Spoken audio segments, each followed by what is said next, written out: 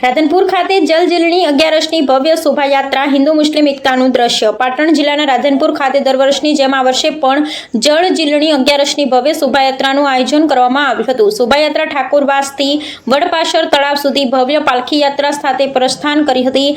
સમગ્ર રાધનપુર શહેરમાં શોભાયાત્રા ભક્તિમય માહોલ સર્જતી આગળ વધી હતી. આ પ્રસંગે અનેક અગ્રણીઓ ઉપસ્થિત રહ્યા હતા, જેમાં રાધનપુર વિધાનસભાના ધારાસભ્ય લવિંગજી સોલંકી, પાટણ જિલ્લા ભાજપ પ્રમુખ રમેશભાઈ સિંઘવ, ડોક્ટર દેવજીભાઈ પટેલ, ડોક્ટર ગોવિંદજી ઠાકોર, નગરપાલિકા પ્રમુખ ભાવનાબેન વિક્રમભાઈ જોશી, જિલ્લા પંચાયત પ્રમુખ હેતલબેન ઠાકોર, નગરસેવક રમેશભાઈ, નગરપાલિકા શંકરજી મોતીજી ઠાકોર, ભચાભાઈ આહિર, રમેશભાઈ રબારી, જગદીશભાઈ રાઠોડ, લક્ષ્મણભાઈ આહિર સહિતના મહાનુભાવ જોડાયા હતા. શોભાયાત્રાની વિશેષતા એ રહી કે જ્યારે યાત્રા મંડઈ ચોક ખાતે પહોંચી ત્યારે મુસ્લિમ સમાજના આગેવાનો દ્વારા ભવ્ય સ્વાગત કરવામાં આવ્યું.